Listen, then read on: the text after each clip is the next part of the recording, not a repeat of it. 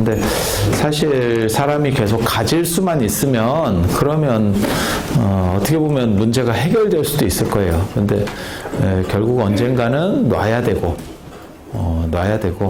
그 놓으면서 잃어버리는 고통이라고 하는 게 굉장히 커요. 여러분도 그런 고통을 겪으시나요? 그 가장 대표적인 게 늙음에 대한 늙음이라고 하는 부분, 그게 이제 고통이 되는 거죠. 그래서 그게 한 번에 마치 병처럼 한 번에 오는 건 아니지만 조금씩 사람을 이렇게 녹쓰는 것처럼, 쇠가 녹쓰는 것처럼 그렇게 가는 거죠. 그리고 그것과 더불어서 많은 부분을 잃어가죠. 그러니까 뭐 직업에 대한 것, 그 다음에 뭐 감각기관에 대한 것. 네, 그렇잖아요. 이미 많이 잃었잖아요. 아니, 그렇지 않아요? 체형도 잃어버리잖아요? 여러분이 처음부터 그렇지는 않았잖아요. 그죠? 여러분 다 한때 이렇게 잘 나가던 때가 있었지만 지금은 이제 겸손한 체형으로 두루 원만하고 이렇게 다독거리는 체형으로 바뀌었잖아요. 그게 그런 거죠. 그래서 모르겠어요. 저도 예전에는 제가 그 말을 잘 못 알아들었는데 지금 저도 이제 저나 여러분이나 뭐 같은 입장 이라고 생각을 하고 그렇게 보면 그래, 옛날에 어른들이 젊은 애들이 이렇게 뛰어놀고 뭐 이렇게 해서 인사하면 다른 건 다 부러운 게 없는데 네 젊은 게 부럽다 라고 얘기하는 그런 걸 제가 옆에서 봤었어요. 그래서 저게 뭔 얘기인가 이랬는데 여러분도 그런 생각이 불끈불끈 안 드세요? 특히 TV 같은 데서 젊은 애들이 이렇게 재밌게 놀잖아요. 나와가지고 애들, 그죠? 그런 걸 보면 그렇지 않을까? 그런 생각이. 그래서 이 놓는 것에 대한 고통이라고 하는 부분은 반드시 존재하는 것 같아요. 존재하는 것 같아요. 남성분들 같으면 이제 뭐 직업을 어느 정도 하다 보면 정년퇴직을 해야 되고, 그것뿐만이 아니라 뭐 권력도 마찬가지고 다 마찬가지죠. 언젠가는 이렇게 놓아가야 하는 거죠. 그게 한 방에 이렇게 쭉 내려가는 경우도 있고, 어떤 경우는 이렇게 점진적으로 가는 경우도 있고, 하지만, 중국말에 그게 있어요. 장강에, 뒷물결이 앞물결을 밀어치듯이, 그러니까 파도가, 뒷파도가 앞파도를, 물리치듯이 그렇게 세상은 변해간다는 거예요. 그 말은 맞는 것 같아요. 그래서 집채만한 파도도 막 어떤 때는 막 바람 불고 태풍 치고 이러면 막 엄청난 파도. 그러니까 우리가 바다에 갔을 때 이렇게 잔잔한 파도 와가지고 괜히 그 파도 옆에서 이렇게 얼쩡거리면서 이렇게 걸어가 보는 그런 파도 말고, 야, 저런 파도도 다 있네. 이렇게 큰 파도도 모래무태 뒷물결에 밀려서 사라질 때는 그냥 개거품 좀 물고 끝난다는 거잖아요. 그렇잖아요. 아니, 그런 거 보셨잖아요. 그런 게 어떻게 보면 인생이거든요. 그래서 그런 때 행복할 수 있는 사람이 진정한 행복한 사람. 가지고 쥐고 흔들고 할 때 행복한 건 그건 다 할 수 있는 거고. 그래서 놀 때 행복할 수 있는 방법이 뭔가에 대해서 생각을 하는 거죠. 그래서 계속 가질 수만 있으면, 그건 부처님께서 하시는 말씀도 똑같아요. 늙고 병들고 죽지 않는다면 나는 출가하지 않았을 거다. 그 얘기는 맞는 것 같아요. 맞는 것 같아요. 그리고 어떤 정치인도, 왜 우리 그런 얘기 하잖아요. 화무 11홍, 그죠? 곤불 10년, 뭐 이런 얘기, 그죠? 근데 백일홍이 있다는 거예요. 화무 11홍이라고 해놓고 백일홍은 있어. 그래도 백일홍도 백일홍일 거야, 그죠? 뭐 천일홍, 만일홍 뭐 이렇게 가진 않겠지. 그리고 그런 권력의 무상함 이런 것들을 알 수 있는 게, 가장 대단하게 알 수 있는 거는 사실 한국 근현대 정치사죠. 야, 이거야말로 진짜 권력의 무상함이다. 전두환 박정희 대통령 같은 분들은 조선시대 임금보다 셌어요. 진짜. 조선시대 임금이 여러분 생각하는 것처럼 그렇게 안 셌어요. 근데 전두환 박정희 대통령 같은 분들이 사실 그 권력이 그렇게 셌었어요. 근데 지금은 다, 저렇게 가는구나. 라는 정도?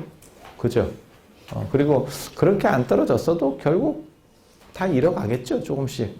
그러면서 죽지 않을까요? 그렇게 가는 거죠. 그래서 그런 부분들에서, 상실의 고통, 이런 부분들을 어떻게 처리할 거냐라고 하는 거는 인간의 큰 숙제 중에 하나예요. 그리고 오늘날 현대인들에게는 더 큰 숙제입니다. 왜? 상실 기간이 길어졌어요. 예전에는 상실 기간이, 제가 저번에도 그런 얘기 해드렸잖아요. 율곡이 49에 죽었다고. 그러면 그냥 좀 이렇게 활동하다가 약간 은퇴하는가 하면 죽는 거예요. 아니, 그렇지 않아요? 근데 지금은 남 죽을 때, 율곡 죽을 때부터 시작해서 율곡 산 만큼을 또 살아가야 돼. 그러니까 그 상실이라고 하는 게 이렇게 쫙 내려가는, 뭐 올라가는 건 하나도 없겠죠. 계속 내려가는 속도를 돈이 많으면 줄일 수는 있을 거예요. 뭐 좋은 걸 먹고, 얼굴에도 보톡스를 맞고 이러면 조금 더 팽팽하게는 할 수 있겠지. 하지만 처지는 자체를 없앨 수는 없을 거예요. 그죠? 그거는 방법이 없어요. 누구도 방법이 없어요. 그래서 그런 상황들 속에서 어떻게 하면 행복할 수 있을까에 대해 생각하는 게 자기조절이에요. 자기조절. 자기조절. 그래서 제가 어저께도 그런 말씀 드렸었는데, 소확행 같은 경우도 자기 주변의 일상에 대한 환기를 통해서 사소한 것에서 고마워하고 행복감을 느낄 수 있을 때 자기 만족이 커진다는, 사실 어저께 얘기한 것 중에 그런 부분이 있는 거거든요. 그렇지 않을까요?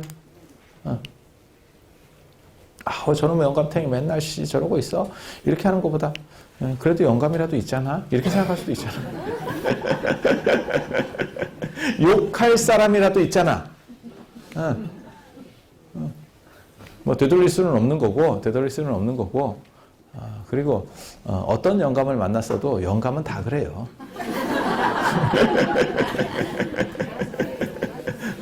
그러니까 그 부분은 좀 생각해 볼 점이 있다니까. 그래서 제가 전에 그런 얘기 안 해드렸나요? 어떤 사람이 완벽한 사람을 만나서 결혼을 하고 싶어하는 그 사람 이야기는 시사하는 바가 있지. 그냥 지어낸 얘기인데, 제가 지어낸 건 아니고, 완벽한 사람을 만나서 결혼을 하고 싶대. 그렇게 해서 끊임없이 찾아다닌다는 거예요. 그리고 결국 그 사람이 수십 년이 지났는데도 그렇게 찾아다니고 있는 거예요. 그래서 당신은 그런 사람을 못 만났습니까? 라고 이제 물어보는 거예요. 그랬더니 만났대. 살면서 그런 사람을 만났대. 그래서 그러면 그 사람하고 결혼하지 왜 그렇습니까? 그랬더니 그 사람은 나를 원하지 않는.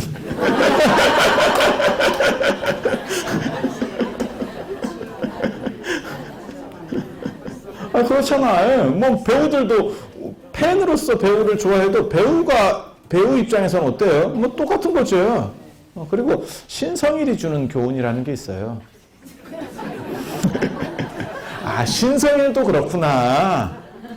어떻게 보면 신성일은 요즘으로 치면 정우성이나 장동건이나 이런 톱 배우들을 다 합친 것만큼 대단한 정도의 위력을, 지금 배우 중에서 아마 신성일급에 해당할 정도 사람은 없을 겁니다.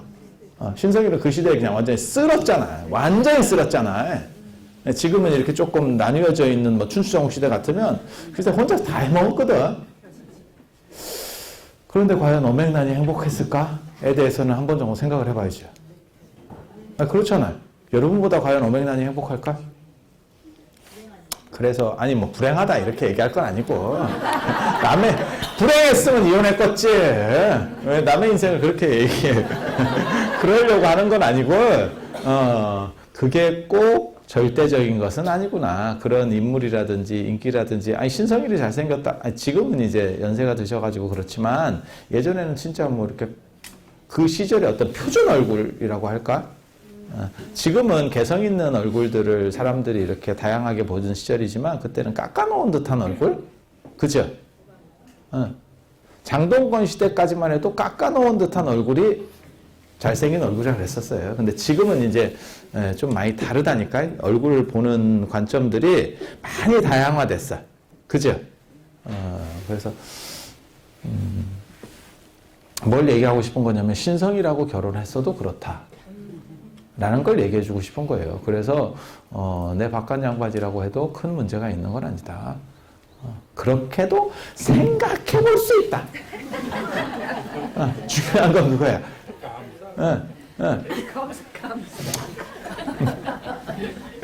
이게 바뀔 수 있는 조건은 바꾸는 게 좋아요. 바꿔서 만족할 수 있다면, 내가 핸드폰이 너무너무 잘 안 돼가지고 나 핸드폰 새 거 사고 싶어. 그러면 그냥 돈이 좀 들더라도 바꿔서 행복할 수 있으면 저는 바꾸라 그래요. 그리고 젊은 애들한테는 너무너무 살기 힘들어 이렇게 얘기하면, 정 힘들면 저는 이혼하라 그래요. 좀 다릅니다. 여러분들하고는 좀 다릅니다. 말리는 게 아니고 그러니까 참아서 행복한 게 어느 정도라도 유지가 될 수 있으면 모르지만, 이건 도저히 못 참고 너무너무 힘들어. 죽을 것 같아. 이러면 그냥 깨라 그래요. 깨는 게 너 입장에서는 더 행복하다. 라고 판단이 되면 깨라 그래요. 아마 여러분들 생각이 좀 바뀌셨을 거예요. 이런 부분에 있어서는. 여러분 세대만 하더라도 죽어도 그 집 귀신이 돼야 되고, 뭐 죽자고 살아야 된다. 애를 봐서라도 살아야 된다. 그러지만 아마 여러분 자녀분들이라도 그런 상황에 처하면, 야, 그래도 너가 정 힘들면 네가 알아서 판단해라. 라는 쪽으로 얘기를 할 수밖에 없을 거예요. 시대가 그렇게 바뀌었잖아요. 너무 막 희생하면서, 어떤 사람의 희생을 강요하면서 갈 수 있는 구조는 아니에요. 그죠? 몰라. 이런 것도 이제 세대에 따라서 약간씩 관점이 다를 수는 있어요. 관점이 다를 수는 있어요. 근데 그래서 저 같은 경우는 일단 그 사람이 어떻게 하면 행복한가에 대해서 생각을 하는 거예요. 그래서 지출이 있더라도 그 사람이 그걸 통해서 행복이 더 크다면, 그 지출 대비 행복이 더 크다면, 그러면 그렇게 바꿀 수 있으면 바꾸라 그래요. 사람도 바꿔도 되고, 핸드폰도 바꿔도 되고, 사람도 바꿔도 돼요. 핸드폰보다 조금 비쌀 뿐이지, 출혈을 감수할 수 있어. 그게 진짜 행복하면. 이혼을 조장하는 건 아니고요. 얘기를 잘 들으셔야 돼. 뭐 이상하게 들으시면 안 돼. 그런 뜻으로 얘기하는 거 아니에요. 핸드폰을 예를 들어서 다 좋은 걸 사고 싶지. 근데 100만 원짜리야. 새로 살려고 그랬더니 100만 원이야. 그럼 굉장히 많은, 그러니까 애들 같으면 출혈이 크잖아요. 100만 원이라는 돈은 애들한테는 굉장히 큰 돈이니까. 그래도 그걸 통해서 150만 원어치 행복할 수 있어. 그러면 갈 만한 가치가 있는 거예요. 근데 나는 그 정도 가치는 아닌 것 같아 라고 생각하면 굳이 뭐 그렇게까지 할 필요는 없는 거죠. 여러분처럼 노인폰을 쓰면서도 행복할 수 있다니까요.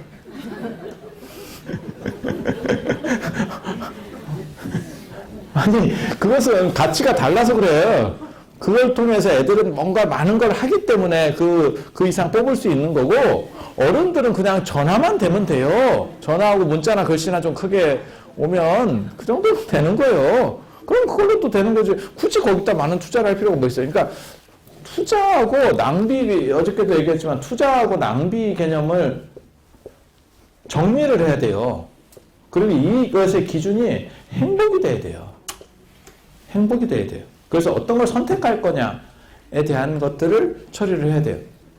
그 중에는 차 같은 거 비싼 거 타고 막 이런 사람들도 있어요. 근데 실제로는 그 정도 탈 그 능력도 안 되는데도 그렇게 탄 사람, 그게 그 사람을 행복하게 할 수 있다면 저는 그것도 가능하다고 생각해요. 제 주변에도 그런 사람 많이 있어요. 수임들 중에 그런 사람이 있어요. 월급이 뭐 100몇십만 원밖에 안 되는데 막 그걸 막 할부를 막 60개월 할부인가를 막 해가지고 환장한다. 옆에서 보고 있으면 깝깝한데 그거 행복해요. 그럼 할부 끝날 때까지 그걸 또 견디느냐? 그 돈으로 못 견뎌요. 그래서 어느 정도 하다가 다시 팔아야 돼. 방법이 없어. 그래도 행복하면 저는 괜찮다고 생각을 해요.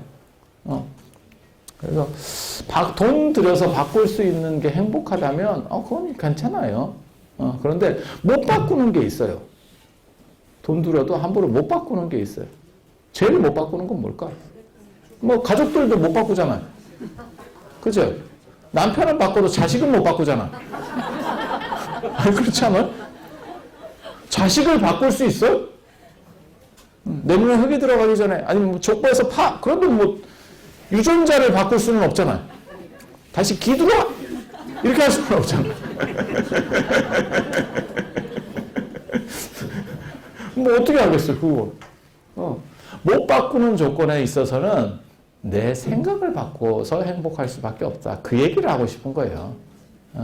그래서 바꿀 수 있는 조건인가 못 바꿀 수 있는 조건인가를 판단해 봐야 되고, 또 가장 크게 못 바꾸는 게 내 몸이에요.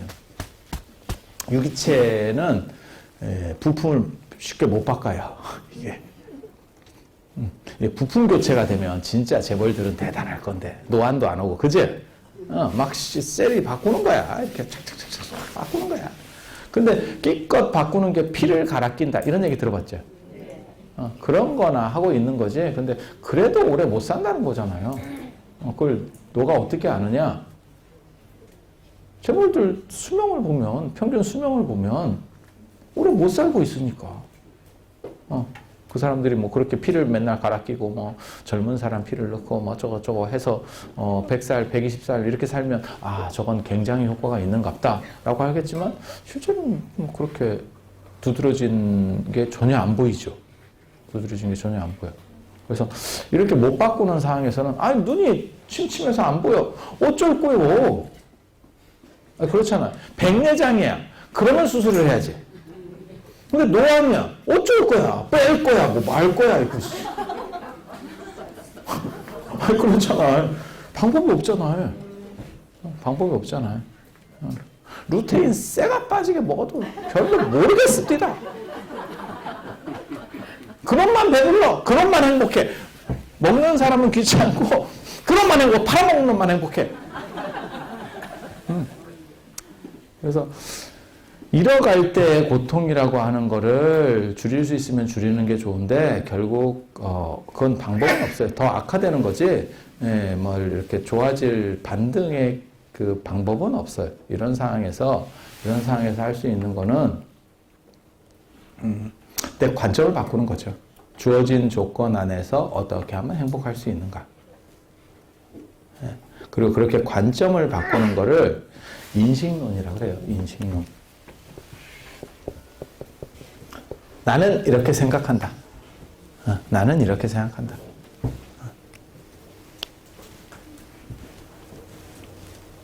그래. 가장 인식론 중에 대표적인 게, 흔히 이제 사람들 그런 얘기 하잖아요. 뭐 물이 뭐 반잔이나 남았어. 뭐 반잔밖에 안, 그것만 쓸데없는 얘기고. 가장 대표적인 건 이솝우화에 나오죠. 이솝우화에 신포도. 여우가 먹을 수 없는 포도를 보고 저건 신포도야. 되게 멋있지 않아요? 되게 멋있지 않아요? 자존감 있는 여우예요. 그런 식의 생각을 가지고 있으면 그 여우 성공합니다. 그 여우 성공합니다. 자기가 못하는 거에 대해서는 그렇게 해서 차치해서 끝내버리는 거예요. 안 될 거를 계속 쳐다보고 있으면서 저게 어떻게 좀 입에 떨어지지 않나? 감나무 밑에서 입 벌리고 있듯이. 그래서 막 이렇게 기다리고 애 달아요. 애만 달고 바뀌는 건 없어요. 그래서 끊어갈 거는, 이게 내게 아니다 생각하는 거는 탁탁탁 끊어가는 게 맞아요. 그리고 이게 인식론이라는 게 어떻게 보면 방어기제예요. 방어기제. 자신을 합리화하면서 자신의 자존감을 높이고, 그 다음에 행복하게 만들어가는 것들.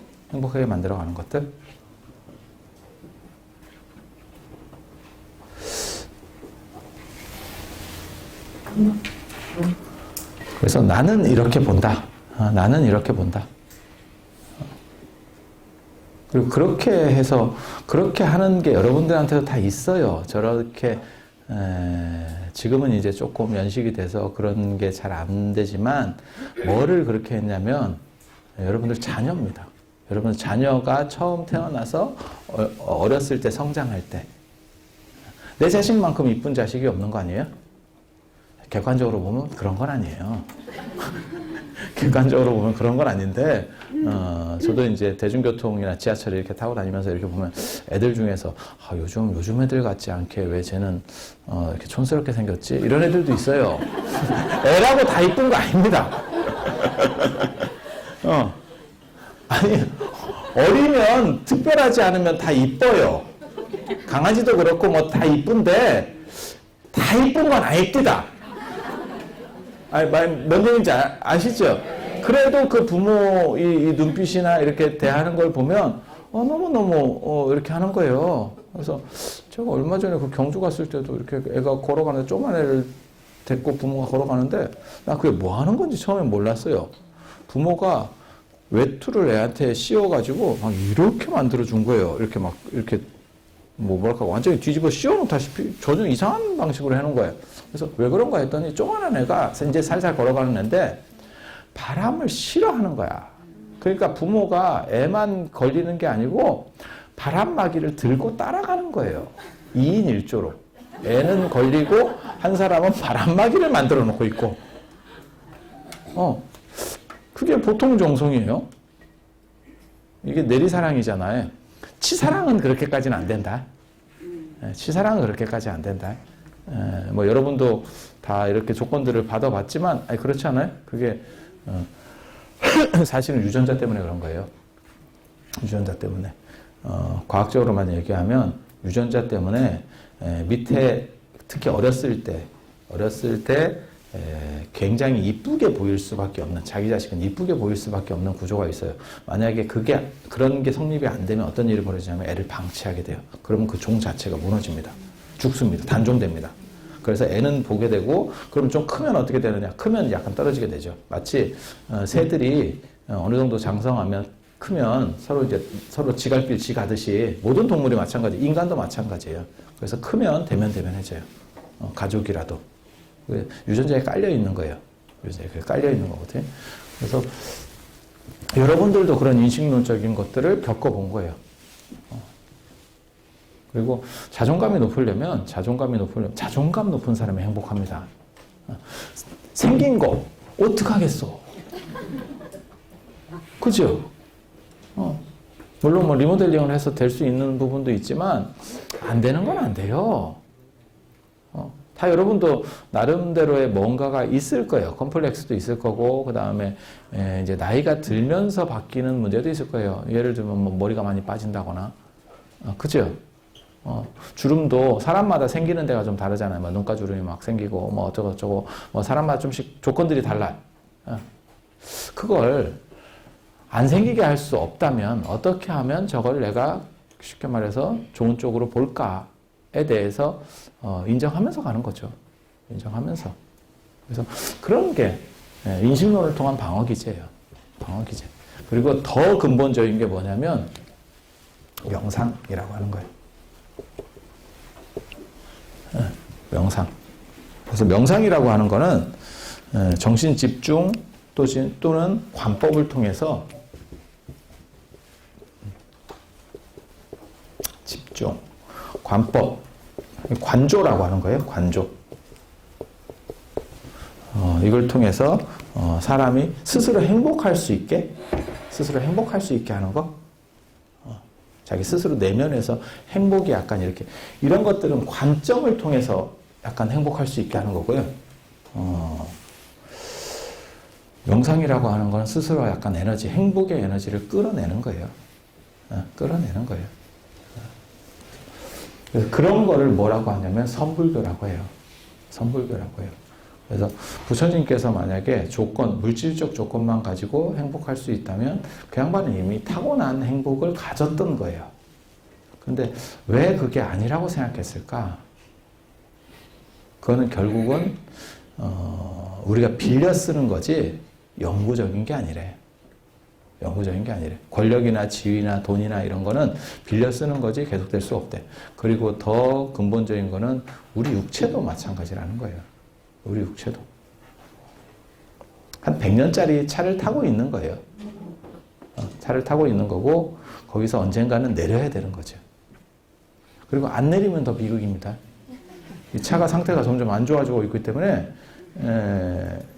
그래서 저는 그런 생각을 하거든요. 일찍 죽는 사람을 과연 슬퍼할 일이 있을까? 어때?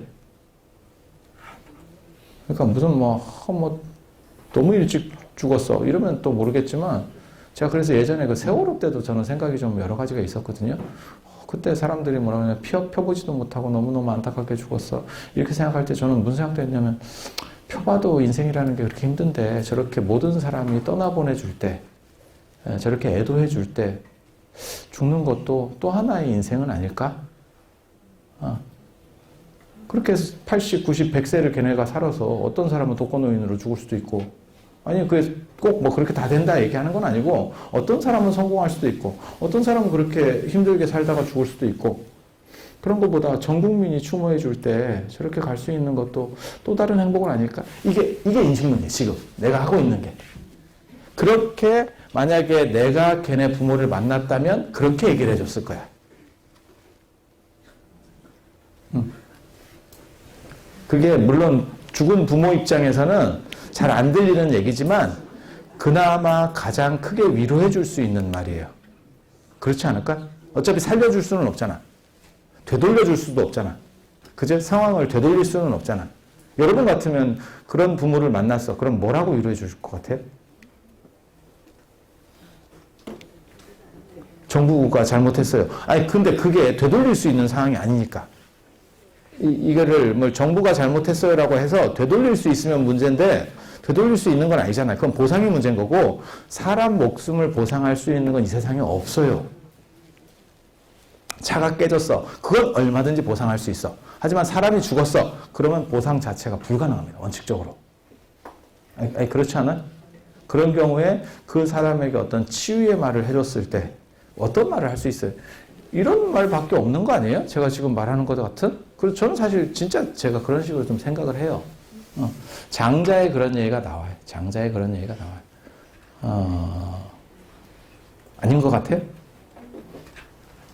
몰라요, 뭐. 이런 거는 다 사람 생각하기 나름이래요. 인식론이라고 하는 거는 나는 이렇게 생각한다예요. 모든 사람이 이렇게 생각한다가 아니고 나는 이렇게 생각한다. 마치 내 자식은 되게 이뻤어 라고 하는 것처럼 그건 나는 이렇게 생각한다. 그래서 할머니들 중에 자기 손자를 이쁘다고 얘기해 달라고 하는 경우들도 있어. 내 손자 이쁘지? 근데 어떤 경우는 이쁘다는 말이 쉽게 나오는 손자도 있고 어떤 경우는 애가 씩씩하게 생겼어 이렇게밖에 말이 안 나오는 경우도 있어.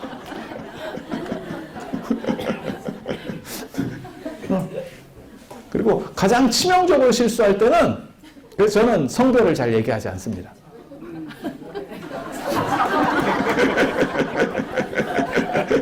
아니, 그리고 실수할 때 애니까 성별을 모르겠는 거예요. 그리고 남자인 줄 알고 이렇게 얘기했더니 여자인데요? 이러면 여러분도 비슷한 경험이 있지 않으세요? 그래서 아리모리하게 그런 때는 얘기를 해야지. 그 할머니는 그걸 요구하는 거야. 근데 사실은 그게 자기 손자니까 이쁜 거거든. 정확하게 말하면 자기 손자니까. 물론 누가 봐도 이쁜 애들도 있어. 근데 그런 애가 내 손자일 확률은 별로 없다니까. 아까 그거랑 똑같아. 완벽한 사람하고 결혼을 하고 싶지만 그 사람은 나를 원하지 않는다니까요. 네. 그래서 인식론이라고 하는 것은 자기 스스로에 대한 방어 기제를 만들어 가면서 거기서 자존감을 높이는 거예요. 자기가 자기 손자를 그렇게, 그게 잘못됐다는 뜻으로 얘기하는 게 아니에요. 그렇게 봄으로 인해서 그 사람은 행복하다는 걸 얘기해 주는 거예요.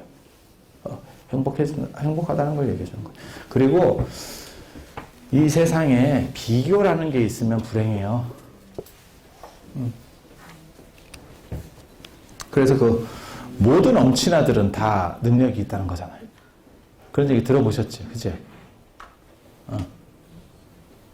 근데 엄마 친구 아들만 능력이 있는 게 아니고요. 다른 집 엄마도 능력이 있어요. 한 번 더 생각해봐요. 아들 입장에서는 그렇게 생각할 수도 있다. 그래서 그렇게 생각하면 한도 끝도 없습니다. 한도 끝도 없습니다. 제가 그래서 그런 얘기, 논어에 보면 그런 얘기가 나오거든요. 너만 못한 사람과는 친구하지 마라. 자기만 못한 사람과 한 번씩 다 들어보셨을 거예요. 굉장히 나쁜 말이라고. 왜? 아무도 친구할 사람이 없다. 나는 나보다 높은 쟤하고 친구하고 싶어. 쟤는 어때?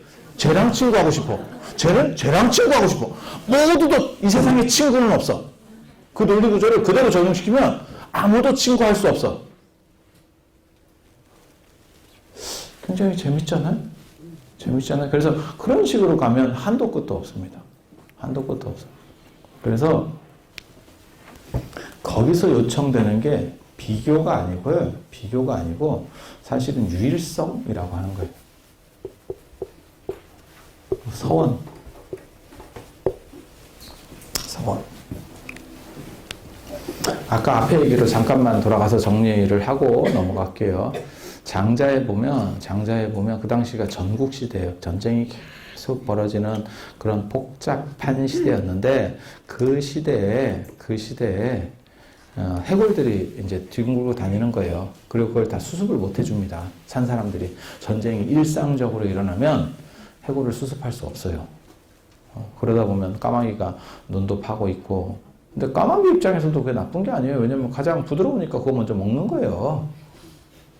그 다음에 승냥이가 내장기관을 파는 것도 마찬가지예요. 그럼 뭐 딱딱한 것부터 먹어? 우리도 식빵 먹을 때 이렇게 여러 개 나오면 가운데 거부터 일단 짚고 먹는 거예요. 아니, 그런 거 아니에요? 누가 끝에부터 짚겠어? 뭐 그런 거죠. 그런 거죠. 그래서 장자가 그 해골을 두드리면서 아유 젊은 애가 어떻게 이렇게 죽었대? 이러면서 이렇게 탁탁 두드리면서 그냥 재미삼아 이렇게 하는 거예요. 죽음이 일상화된 시절 참 안 됐다. 이렇게 하고 그 해골을 베고 낮잠을 잤대. 목침으로 쓰고. 어떻게 무섭고 아니 그런 얘기 아니에요. 그랬더니 그 해골에 있었던 그 사람이 꿈에 나타난 거야. 그래서 야 내가 왜 너한테 그런 소리를 들어야 되냐? 네가 나보다 더 힘든 거야. 너 이 세상에서 사는 게 얼마나 힘든지 아냐? 죽은 게 왜 꼭 불행하다고 생각해? 그쪽이 살만하다는 생각은 왜 안 하냐? 이런 얘기를 하는 거예요.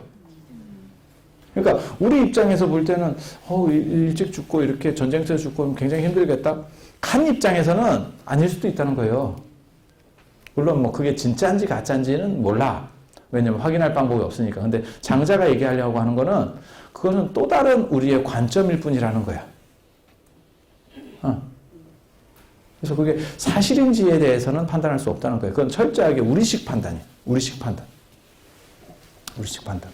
그래서 그런 식의 판단, 이렇게 이걸 다양화한 판단이에요. 제가 그런 얘기 하잖아요.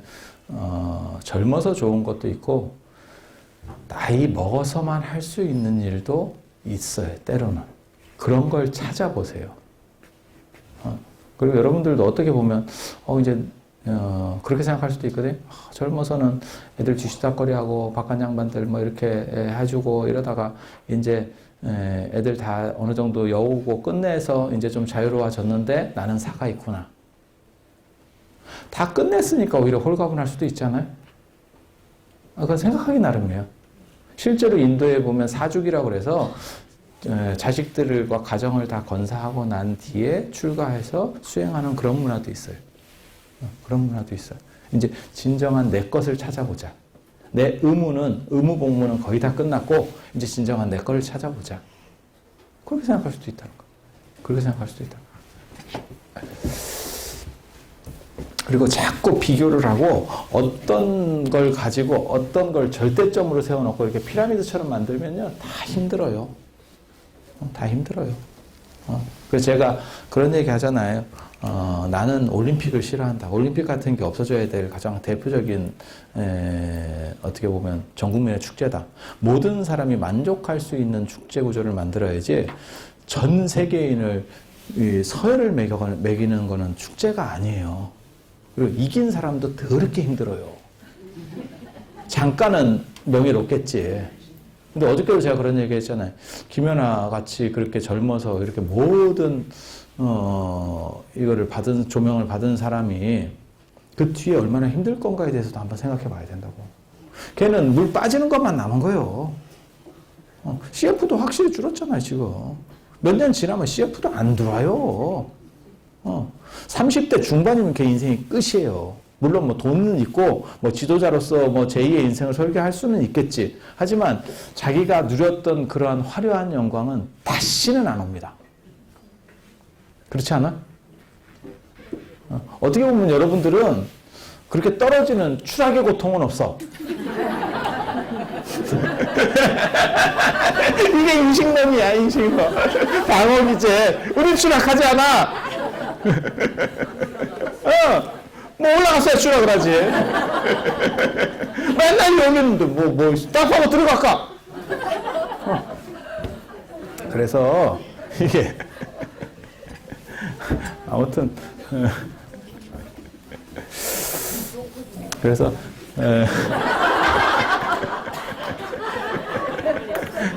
칭찬이에요. 우리는 그거 같으면 행복한 거예요. 떨어지지 않는 고통.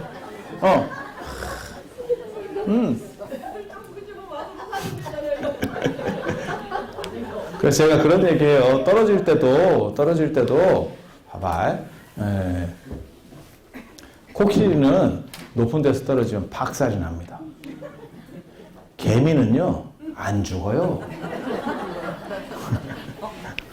우리는 그런 강인한 생명력을 가지고 있다. 그래서 그렇게 생각하면 또 괜찮아요. 괜찮아. 그리고 소시민으로서의 평범한 것에서 행복을 얻는 것을 찾아야지 특수한 것에서 행복을 얻으면요, 이게 인생이 피곤해요. 특수한 것에서 행복을 찾으면 이게 피곤해. 평범한 것에서 얻을 수 있는 행복이 진짜 대단한 행복이에요. 이게 저도 이게 잘 안 돼요. 그래서 저도 끊임없이 특수한 거 일을 그렇게 벌리고 이거 하고 저거 하고 막 이렇게. 그래서 모든 사람이 저한테, 제 주변에 있는 사람들은 저한테 뭐라 그러냐면 너같이 여러 가지를 하면서 재밌게 사는 사람도 없을 거야. 별로 재미없어요.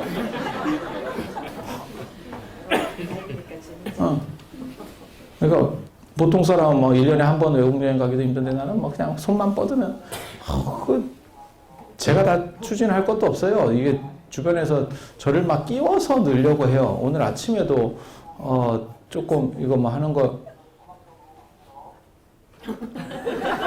밖에서 뭐 물건 파는가 봐. 그래서 그런 것도 참 몰라. 그러니까는 인솔 같은 것만 해달라는 거예요. 이름만 걸어달라는 거예요. 그런 얘기들도 많아요. 그래서 제가 늘상 그런 생각을 하거든요. 옛날에 할 일 없을 때는 어떤 놈이 아는 척도 안 하더니 이제는 뭐 이름만 걸어줘도 뭐 어떻게 해주겠다 뭐 이런 식으로 뭐 조금만 얼굴만 디밀어 달라는 그죠? 희한하게도 일 없을 때는 한 개도 없다가 올 때는 또 한꺼번에 와요. 그래서 이런 걸 보면 여러분들이 볼 때는 저거 참 재밌겠다. 참 재밌겠다. 뭐 저 사람은 뭐 하고 싶은 거는 다 하면서 사니까. 근데 생각보다 이렇게 특수한 것에서 행복을 찾으면 그게 잘 생각같이 이렇게 안 행복합니다. 그래서 연예인들도 자살하고 그런 게 있는 거예요. 그런 게 있다니까. 그래서 평범한 것에서, 일상 속에서 행복을 찾을 수 있는 게 최고예요. 제가 요즘은 그런 생각을 다시 한다니까. 옛날에 그 도연명의 그 시에서 책연동리와 유연견남산이라고 동쪽 울타리 밑에서 국화를 캐다가 고개를 우연히 들었더니 남산이 보이네. 그게 일상에서 발견하는 행복이에요. 도연명이 국화를 좋아하거든요. 그러니까 자기가 좋아하는 국화를 이렇게 다듬는 일을 한 거야. 왜 이파리나 이런 걸 다듬어줘야 국화가 꽃이 이렇게 크게 피거든요. 옛날 미감은 이렇게 풍성한 미감이기 때문에 작은 국화가 좋은 게 아니고 이렇게 큰 걸 좋아해요. 그래서 그걸 만들려면 계속 다듬어서 잎들이, 그 다음에 꽃도 몇 개만 남기고 싹 날려주고 이렇게 해야 손바닥만한 게 쫙 올라온다고. 그리고 그 손바닥만한 걸 하기 위해서 밑에 또 철사를 받쳐줘야 돼. 애가 또 머리가 꼬꾸라져요. 가분수가 돼서. 아니 그런 게 있어요. 그런 게 있어. 그래서 그런 걸 국화를 만지다가 자기가 좋아하는 거니까 뭐 수석하는 사람이 수석 만지고 개 좋아하는 사람이 개 만지고 이러면 좋잖아. 그죠? 내 뜻대로 이렇게 탁 됐을 때. 그러다가 머리를 이렇게 싹 들어서 봤더니 남산이 보이네. 남산은 늘상 보였겠지. 그죠? 그 일상이 다시 환기되는 거예요. 내가 이런 데서 다시 이걸 볼 수 있다니 이러면서 이거 행복한데? 이렇게. 그래서 그게 일상에 대한 행복이에요. 그러니까 무슨 유명한 산들을 가서 그 경치를 보면서 이거 너무너무 멋있는데? 이렇게 행복한 게 아니고 우리 주변에 있는 개나거리나 같은 이런 민둥산들, 안 그러면 별 볼 일 없는 산들, 그런 걸 보면서 행복한데? 약수터에 가서 맨날 이렇게 물 마시고 하다가 어느 순간 이걸 탁 마시면서 이 물맛이 이렇게 기특하구나. 짜쓱. 이런 행복?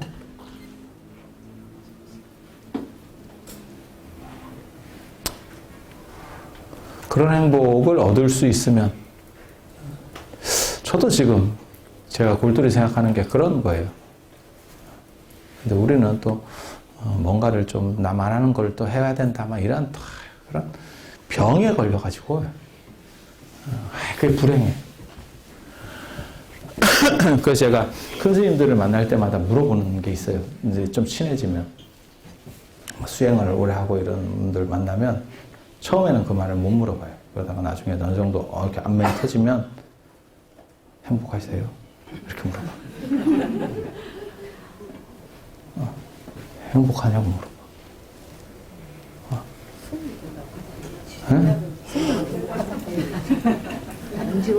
아니에요. 사는 방식이 다를 뿐이지 실제로 사는 군상은 마찬가지예요. 그렇다니까요.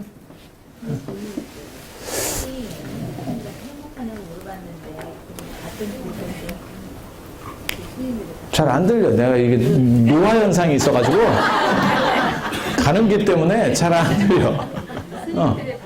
선생님이 큰 스님들한테 지금 삶이 행복하다고 대답하는 사람 거의 못 봤습니다.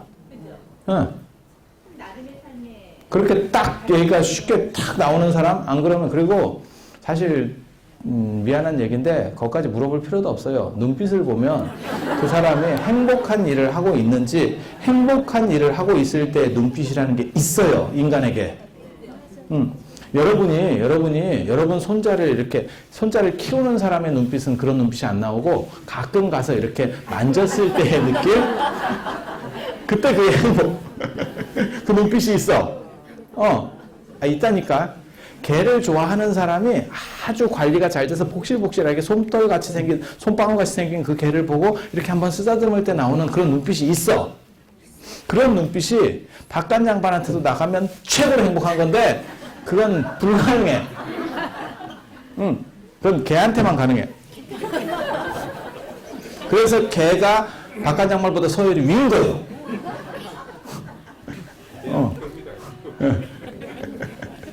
그래서 그런 눈빛이 있다니까요. 그래서 사실 물어볼 필요도 없어요. 저 사람이 진짜 행복한 일을 하고 있는지.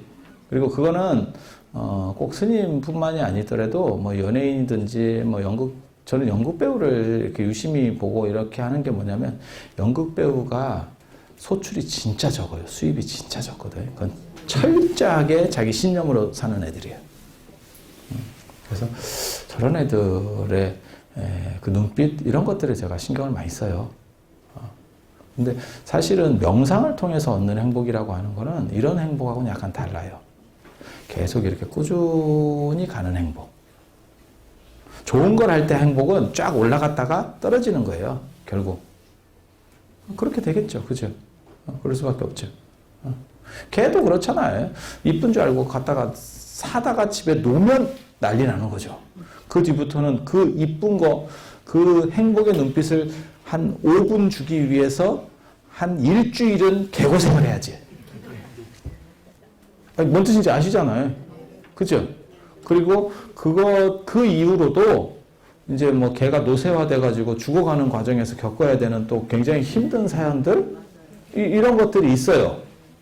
이런 것들이 있어. 그래서, 부처님 말씀마다 현상적인 거는, 고락이 반반이에요, 진짜. 고락이 다 반반이에요. 그런 거 말고 본질적으로 이렇게 흐를 수 있는 행복이 있다면 그게 명상이에요. 그런 게 명상이에요. 그런데 이제 저 명상을 여러분들에게 뭘 이렇게 세게 말하기는 어려우니까 그게 이제 부처님께서 물질을 넘어서는 어떤 정신적인 거 그렇게 출가라고 하는 거죠. 출가로 나타나는 거죠. 나는 결단을 통해서 새로운 무언가를 발견해낼 거야. 그렇게 시도한 사람이 무진장 많은데 다 실패하고 성공한 사람만 기억에 남는 거죠. 기록에 남는 거죠. 그러니까 사실은 무진장 많은 사람이 실패한 거예요. 도전했던 사람이 뭐 인도에 부처님만 있었던 게 아니에요. 전쟁이 한번 나면 장군만 이름이 기억이 나지만 실제로는 거기서는 엄청나게 많은 사람이 죽는 거죠. 그런 거 아니겠어요? 그런 거죠. 그래서 일상적인 평범한 행복을 우리가 경험하기 위해서는 가장 중요한 건 유일성이에요. 유일성에 대한 자각.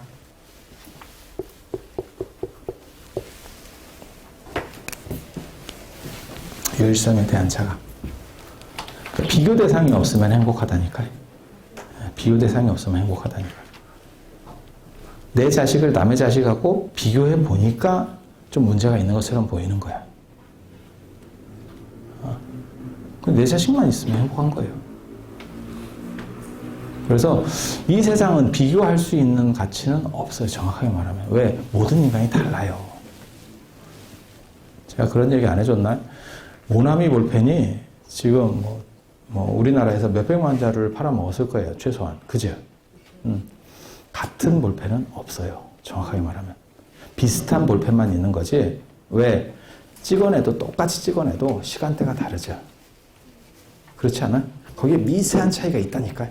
우리 눈으로 볼 때는 그 차이를 구분을 못하는 거예요. 그러니까 얘나 우리 눈으로는 다 똑같이 보이는 거예요. 하지만 정확하게 이거를 막 확대해서 보잖아요. 이거 굉장히 다를 겁니다. 그렇지 않을까? 그런 식으로 생각해 봐요. 그런데 사람의 차이라는 건 사실 그거보다 훨씬 더 많은 차이가 있는 거거든요. 사물의 차이도 그렇고 그게 유일성이라고 하는 거예요. 유일성. 그래서 유일성을 장악하면 비교 대상이 없기 때문에 불행할 게 없어요. 무엇만 못하다라고 했을 때. 그러니까 여러분들이 늙는 게 힘들어 라고 말하면 그것은 젊음에 대한 생각을 내가 기준으로 갖고 있기 때문에 그래. 그 기준을 무너뜨리고 지금을 언제나 기준으로 삼으면 특별히 불행할 게 없다니까. 그러니까 눈이 잘 보였을 때를 기준으로 삼는 거야. 그러니까 눈이 잘 안 보여. 그렇게 얘기하는 건 아니에요. 제가 뭐라고 얘기하는 거냐면 자 봐봐. 장님보다는 낫잖아요. 이렇게 얘기하는 거 아니에요. 그건 진짜 무식한 거예요. 제일 무지한 사람들이 그런 방식을 써.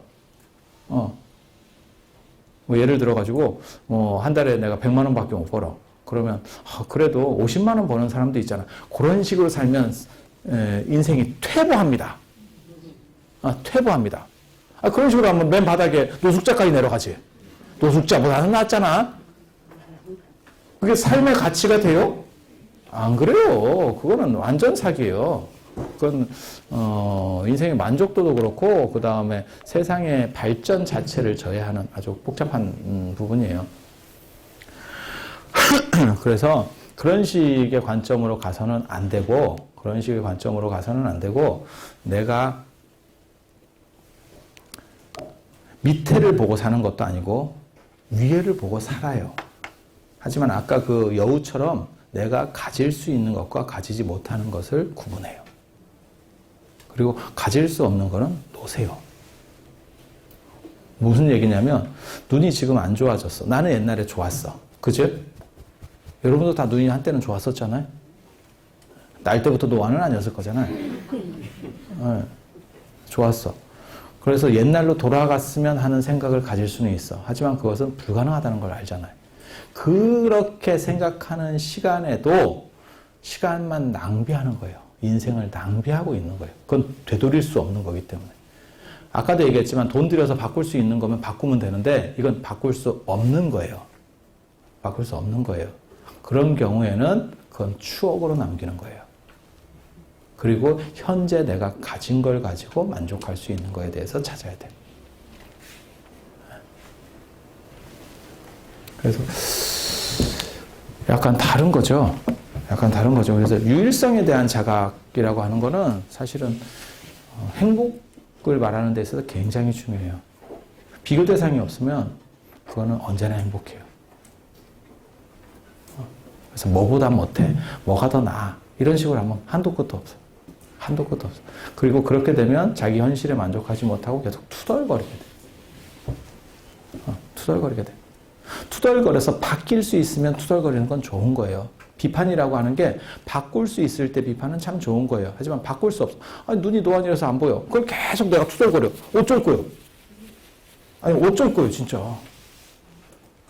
그렇잖아요. 주어진 조건 안에서 어떻게 할 건가? 안경을 끼는 게 나은가? 안 그러면, 아유, 이런 기회 잘 됐다. 어차피 내가 공부하기도 싫은데 책을 이제 앞으로는 담을 쌓아야겠다. 이렇게 할 수도 있잖아. 나는 공부를 하고 싶은데, 눈이 안 따르네. 이렇게 할 수도 있잖아. 제가 전에도 그런 말씀을 해드린 것 같은데, 뭐 10년만 젊었으면 공부에 안 했어요, 그때도. 그때도 안 했어요. 지금 그렇게 얘기하는 사람이 앞으로 10년 뒤에 또 그 얘기하고 있다. 그러면서 세월만 보내고 있는 거야. 세월만 보내고 있는 거야. 그래서 유일성에 대해서 자각할 때 인간은 좀 더 행복해질 수 있어요. 그리고 서원을 가질 때 사람이 행복해요. 서원을 가질 때. 그게 지장보살 같은 사람이에요. 다 지옥을 피하고, 아까도 얘기했잖아요. 공자가 얘기한 것처럼 나보다 못한 놈하고는 친구하지 마라. 다 상향하려고 해요. 나이 든 사람은 젊은 사람이랑 같이 있고 싶어 하고, 왜 경로당이나 요양원에 안 들어가려고 하냐면 다 노인 애들밖에 없어 그래. 지하철을 탈 때도 경로석 쪽으로 안 가고 이쪽으로 나오는 양반들도 있어. 왜 그쪽으로 안 갑니까? 라고 물어봤을 때 그 사람이 그렇게 대답하는 사람도 있어요. 거기 노인들밖에 없어서. 그렇게 대답하는 사람이 있다니까, 진짜. 노인들밖에 없어서 좀 칙칙해서 별로 이렇게 아니라는 거예요. 그런 식으로 하면 한도 끝도 없는 거예요, 진짜. 위를 보고 살면 진짜 밑에를 보고 살으라는 게 아니에요. 나를 보고 살으라는 거예요. 밑에를 보고 살면서 만족하라 이런 거 아닙니다. 나를 보고, 현재 나를 보고. 그런데 지난 여름 특강에서 선생님께서 말씀하셨을 때 복을 누리고 싶으면 복 짓는 사람한테 들어가라. 네. 그렇게 말씀하셨는데 네. 그건 이 상황에서 어떻게 받아들였으면 합니까? 그건 풍자로 받아들여야 되는지 아니면 있는 그대로 받아들여야 인식하고 받아들여야 되는지. 풍자라는 뜻은 뭐예요? 그 끼리끼리 논다고 네.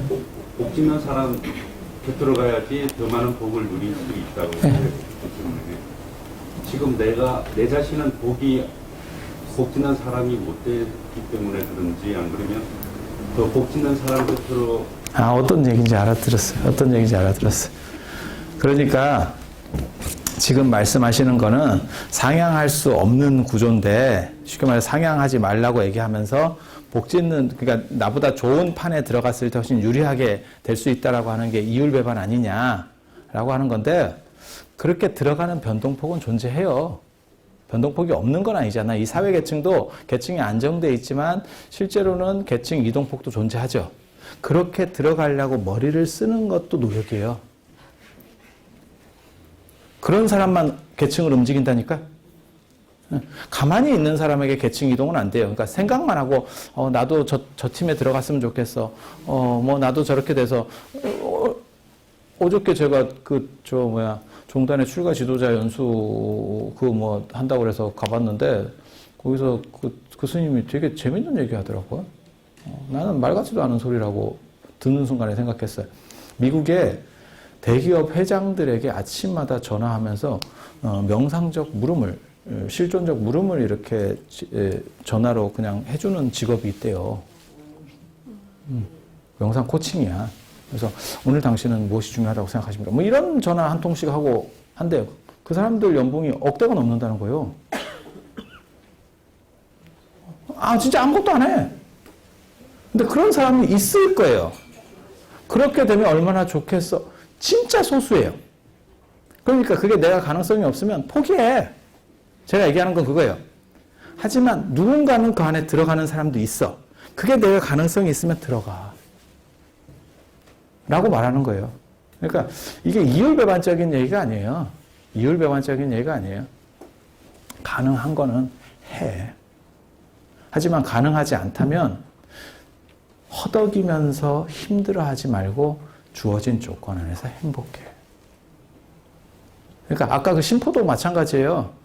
여우가 그것을 불가능하다고 생각했기 때문에 심포도라고 규정하는 거예요.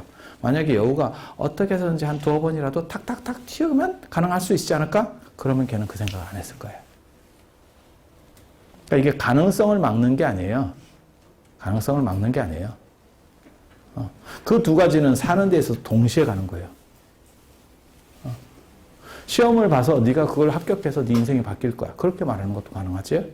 하지만 그것만 걔한테 머리에 다 있으면 떨어지면 어떡할 거야? 떨어지면 어떡할 거야? 그럼 자살해? 그러면 그 부분에 대해서 또 방어기제가 또 나와야 되는 거죠. 그래서 인생이라는 게 그 동시에 두 가지가 같이 가는 거예요. 인생은 원래부터 그렇게 여러 가지로 복합적으로 얽혀 있어요. 그래서 제가 사람들한테 그렇게 얘기하는데 불교를 사람들이 어렵다라고 하지만 실제로는 불교가 어려운 게 아니고 불교는 인생을 모사한 거고 인생이 어려운 거예요. 인생이 어려운 거예요. 인생이 수학처럼 견적이 나오는 것 같아요. 그래서 플라톤이 뭐라고 얘기하는 거냐면 진리가 존재한다면 그것을 우리가 현상에서 정합성을 가장 가질 수 있는 유사 가치는 수학이다 이렇게 생각하는 거예요. 수는 정확하거든. 하지만 인생의 삶은 정확하지 않아요. 그렇지 않아? 계속 돌발의 연속이다. 그래서 제가 어저께도 얘기했잖아요. 사람 좋아하는데 이유 없고 사람 싫어하는데 이유 없다. 그 견적 안 나와요. 견적 안 나와요.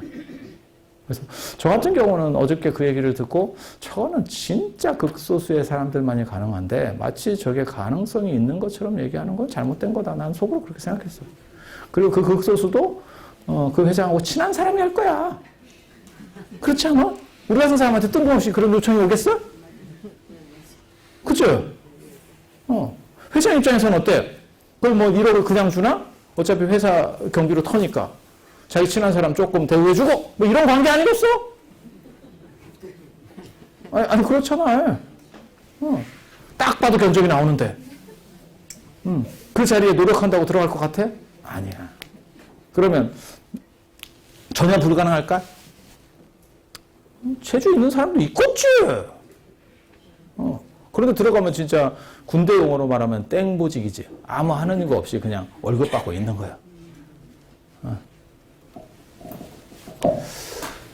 몰라.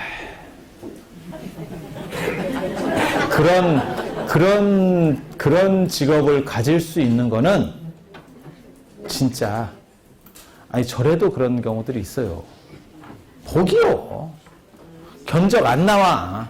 왜 그 사람한테 그게 가는지 저 사람이 진짜 능력이 있어서 그걸 하고 있는 것도 아니고 딱 보고 있으면 복이요. 그리고 그거는 진짜 해석이 안 돼. 큰절 주의 스님들에도 그런 경우들 많이 있어요. 왜 저 스님이 저 주지를 하는지 모르겠어. 뭐 능력이 있는 것도 아니고 뭘 하는 것도 아니고 아무것도 없어. 포기요.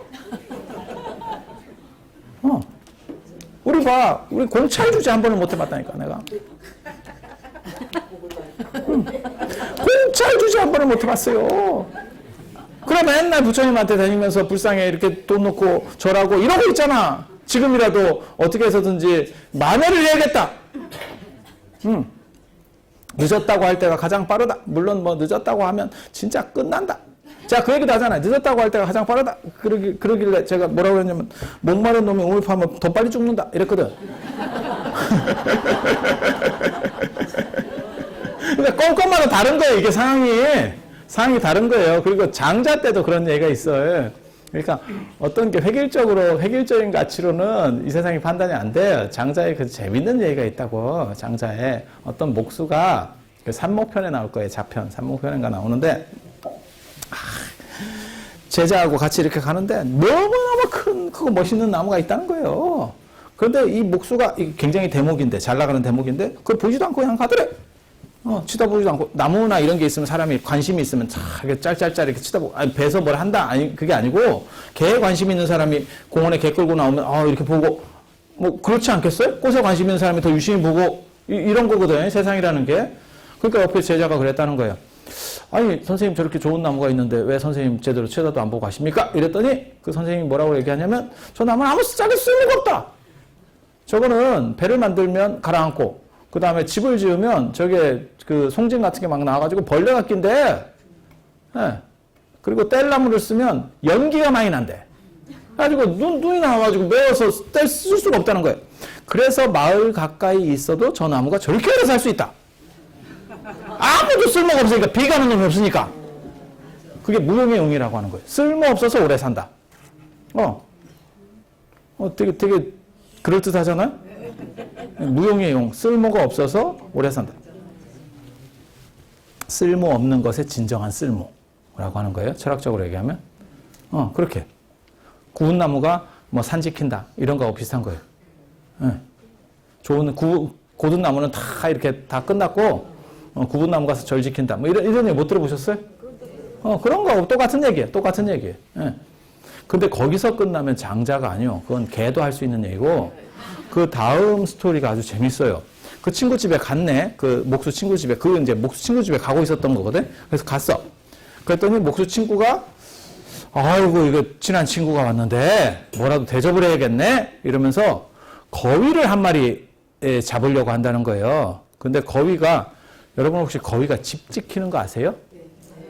막 이렇게 깨끗거리면서 이 오리하고 약간 다릅니다. 막 사람 몸 막 물고 막 이래요. 이게. 그런 거 아는 분들은 다 된 분들이에요. 요즘 젊은 애들은 잘 몰라. 근데 어렸을 때 시골에 가면 그렇게 거위를 키우는 집들이 있었잖아. 깨끗거리고 막 이렇게 해요. 그러니까 그 하인이 뭐라 그러냐면 거위를 한 마리 잡으려고 하는데 잘 우는 놈이 있고 잘 못 우는 놈이 있어요. 그러니까 잘 이렇게 막 지키는 놈이 있고 잘 못하는 놈이 있대. 그러면 어떤 놈을 잡을까요? 그랬더니 못 우는 놈 잡아야지. 이렇게 얘기했다는 거야. 뭔 얘기인지 알아? 봐봐. 앞에서는 쓸모없어서 오래 살았지. 쓸모없어서 뒤지는 거예요. 지금. 지금은 쓸모없어서 뒤지는 거예요. 그러니까 제자가 뭐라 그러냐면 그러면 이거 어떤 판단을 가지고 살아야 됩니까? 이제 이 얘기를 물어본 거야. 목수한테. 그랬더니 그 중간을 잘 타야지. 이걸로 말하면 제가 방금 얘기한 거예요. 건건이 달라. 근데 인생이라는 게 그렇다니까. 인생이라는 게 그렇다니까. 내가 겪은 것들을 얘기하면 진짜 참아 못할 것들이 많다. 나 진짜 얼마나 내가 부당한 일을 많이 겪으면서 살았는지 내가 울분이 근데 중요한 건 서원을 가졌을 때 아까 공자가 얘기한 것처럼 다 계단으로 이렇게 위에만 보고 상향해서는 살 수가 없는 거고 지장보살의 서원이 그래서 대원이에요. 대원, 본존, 지장보살 이렇게 하잖아요. 모든 불교의 보살들은 앞에 주특기가 있어요. 대비관세음보살, 대행보현보살, 대지문수보살 앞에 다 그게 있거든요. 그래서 대비관세음보살 그러면 이제 중생을 어여삐 여긴다는 뭐 그런 얘기예요. 대지문수보살 그러면 공부하는 캐릭터, 문수보살 뭐 이렇게 캐릭터들이 다 있어 앞에. 대원, 본존, 지장보살은 큰 원을 가졌다는 거예요. 큰 원을. 서원이 크다는 거예요. 그게 뭐냐? 낮은 데로 가서 남을 도와주면서 기쁨을 누리는 것. 그래서 제가 그런 얘기 하거든요. 이 세상에 종교에 지옥 얘기 안 하는 종교 없습니다. 다 그런 걸 얘기해요. 그죠? 그런데 지옥을 피하라고 얘기하지 지옥에 가서 구제한다는 얘기는 불교에 밖에 없어요. 빠질 수 있는 사람이. 자기는 거기로부터 충분히 벗어날 수 있어. 그런데 내가 일부러 거기를 찾아가는 거야. 그리고 그런 약자들을 도와주는 것을 기쁨으로 여기는 거예요.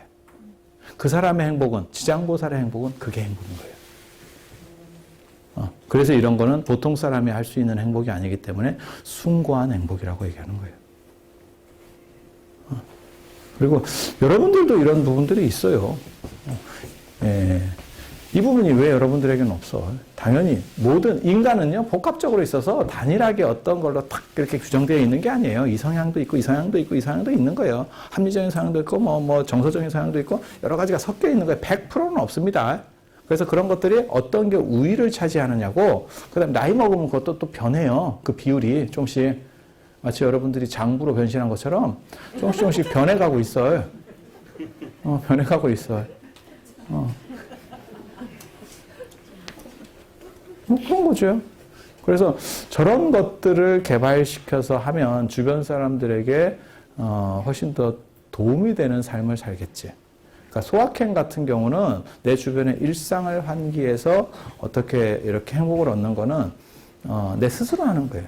그리고 다른 사람에게 피해 안 주는 거고 내가 그냥 만족하면서 사는 거예요. 들꽃 피어 있는 걸 보고 나 이건 너무너무 이쁜 것 같아. 지나가면서 이렇게 한번 떠들어 보고 이런 행복. 그건 뭐 특별할 게 없잖아. 그러니까 남에게 피해를 주는 것도 아니고 남에게 큰 도움을 주는 것도 아니고 그냥 그렇게 하는 거예요. 그냥 행복한 거. 잔잔한 행복. 그리고 저거는 남을 위해서라고 하는 거죠. 그러니까 이제 대부분 위인전기에 나오는 사람도 저런 식의 캐릭터예요. 차이는 있어. 하지만 저런 식의 캐릭터들이 대부분 위인전기에 나오죠. 그렇지 않아? 그리고 불교에서는 저런 식의 캐릭터들을 보살이라고 하는데 그 중에서 이 양반이 이제 제일 험난한 쪽을 하고 있는 거죠. 그래서 그거를 대원이라고 얘기하는 거예요. 대원이라고. 그래서 여러분도 대원까지는 아니지만 조금씩 그런 방향에서도 역할들을 할 수 있어요. 저도 언제나 그렇게 생각하거든요. 내 이기적인 거. 제가 제 주변 사람들한테 듣는 얘기 중에서 굉장히 이기적이라는 말을 많이 들어요.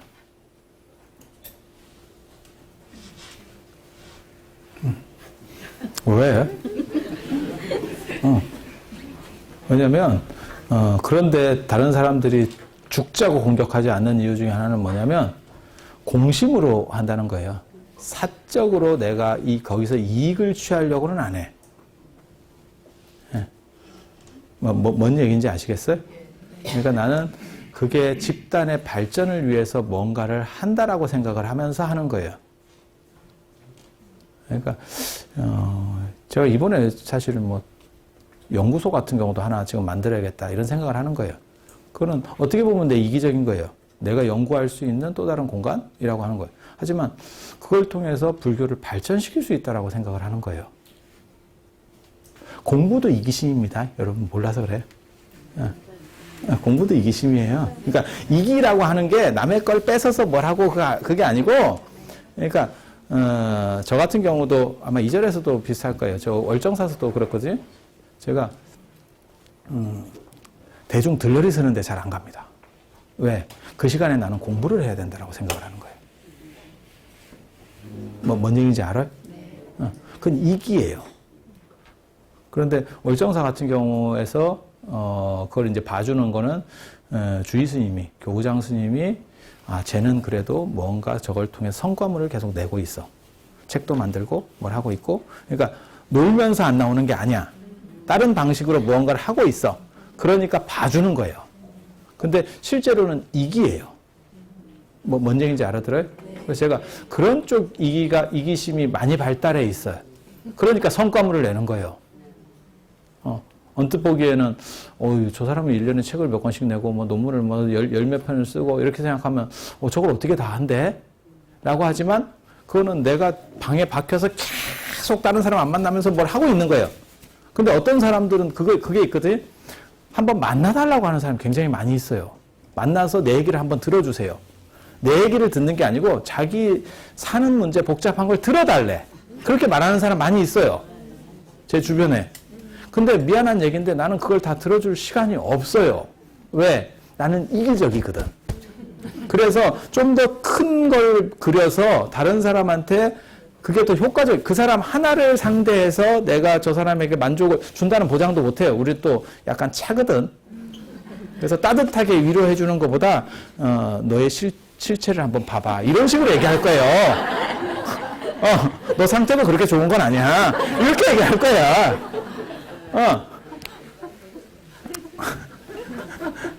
그래서 큰 도움도 안 되는데 우리 같은 사람하고 대화를 하면 위로를 받을 거라고 생각하는 사람이 있어. 근데 그렇다 치고 이건 잘 몰라서 그래. 나를 잘 몰라서 그래. 예. 그래서 그런 생각을 할 수도 있는 거야. 그래서 그러면 요청을 해봐. 그러면 나는 뭐라냐면 그 사람을 보는데 1시간이 걸리면 그 기간에 내가 공부를 하건 논문을 쓰건 뭘 해서 다른 사람이 안 해놓은 걸 하면 그걸 내가 다른 사람에게 보였을 때 100사람, 1000사람이 발전할 수 있다고 생각하는 거예요. 그러니까 한 사람에게 도움을 주는 것보다 100사람, 1000사람에게 도움을 주는 방식을 택하는 게 옳다라고 생각하는 거예요. 근데 사실은 그것도 이기예요. 이기예요. 내가 지장보살이나 관세음보살처럼 오래 살면서 다 할 수 있으면 다 해주겠어. 근데 저도 막말로 얘기해서 내가 그런 생각해요. 내가 지금 뛰어봐야 죽자고 뛰어봐야 한 10몇 년 남았다. 그때 뭔가 획을 긋는 아니면 불교를 발전시킬 수 있는 뭔가 하나를 만들지 못하면 끝난 거다. 근데 일일이 사람들 하나씩 그러니까 자기는 자기 한 번 만나주는 게 뭐 대단하다고 생각해. 근데 이게 10명, 100명이 되면요. 하루 종일이에요. 그리고 나중에 안 만나주잖아? 배불렀다 해. 아, 진짜야. 진짜야. 10번 잘해주다가도 한 번 못해주면 틀어지는 게 사람이요. 그래서 그런 건 그냥 저는 무조건 잘라. 무조건 잘라. 그래서 사적으로, 개인적으로 안 만난다. 이런 원칙들이 있어요. 이런 원칙들이 있어. 그래서 이런 이기심이 발달한 거예요. 이기심이 발달한 거예요. 그래서 다행인 거는 모모 스님 말 맞다나 다행인 건 그래도 너는 공심이 있으니까 봐줄 만하다. 그걸 통해서 내가 사적으로 뭘 취하고 막 절을 만들고 막 이런 식으로는 안 해요. 이런 식으로는 안 해요.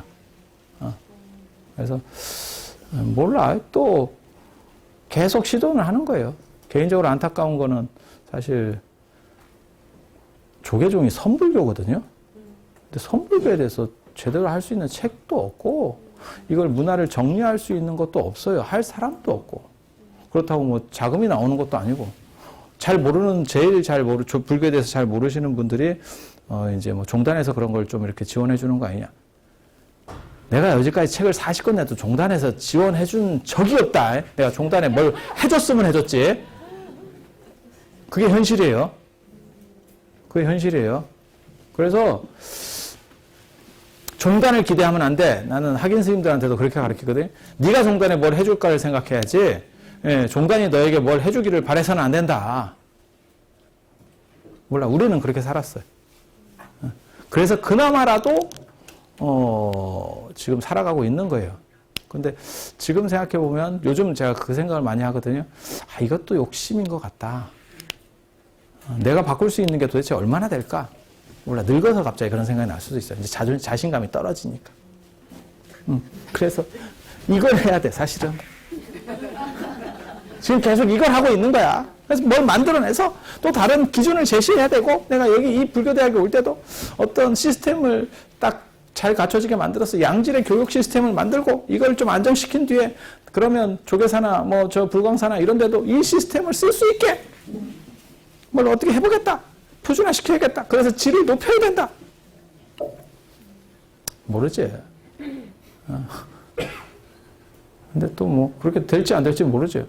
근데 그런 생각들을 계속 하고 있는 거예요. 욕심이에요. 일 욕심도 욕심이고 공부 욕심도 욕심이고 욕심이에요. 그래서 몰라. 이런 단계에 이를지도 모르지. 그래서 어떻게 보면 여러분들이 저보다 더 빨리 갈 수도 있어요. 저런 단계에. 그래서 이런 얘기들을 할 거예요. 근데 사람이 매갈이 없이만 살면서 그게 호인인 것처럼 그렇게 살아서는 또 안 돼요. 그게 원이 있고 그 다음에 자기 감정을 승화시킬 수 있는 그게 이제 명상에서 나오는 거고 그건 한 10분 쉬다가 자, 명상 얘기를 잠깐만 해드릴게요. 명상은 어차피 자기조절이라고 하는 거고, 자기조절을 통해서 내면에서 항상한 기쁨이 어느 정도 흐를 수 있게 하는 것. 그래서 두 가지 층위가 있어요. 인간에게 두 가지 층위가 있어요. 밑에서 흐르는, 이렇게 물 생각하시면 돼요. 바다도 이렇게 흘러가요. 위에서 치는 파도가 있고, 그 밑에 흐르는 물줄기가 있어요. 그거 아시죠? 바닷물도 밑에서 흘러가는 거 아시죠? 그냥 이렇게 잠궈져 있는 게 아니잖아. 예, 그래서 보통 일반적으로 아까 얘기한 뭐 소확행이라든지 안 그러면 무슨 뭐 인식론을 가지고 방어기제를 펴는 거는 이 부분에 대한 행복이에요. 나에게 주어진 것 중에서 행복. 그리고 사람이 이 부분에 대한 행복도 두 가지가 있어요. 그러니까 이걸 잔잔하게 만들어서 행복한 것도 있어요. 사람이. 실제로 나중에 중국 선불교에 보면 임재종과 조동종이 있어. 임재종과 조동종. 이제 오가실종이라 해서 5가지가 있는데 그 중에서 대표적인 게 임재종과 조동종이에요.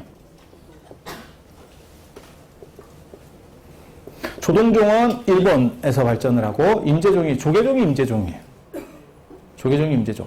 그래서 조계종이 자꾸 시끄럽고 주기적으로 이렇게 몇 년씩 한 번씩 싸움을 하고 이게 임재종 스타일이에요.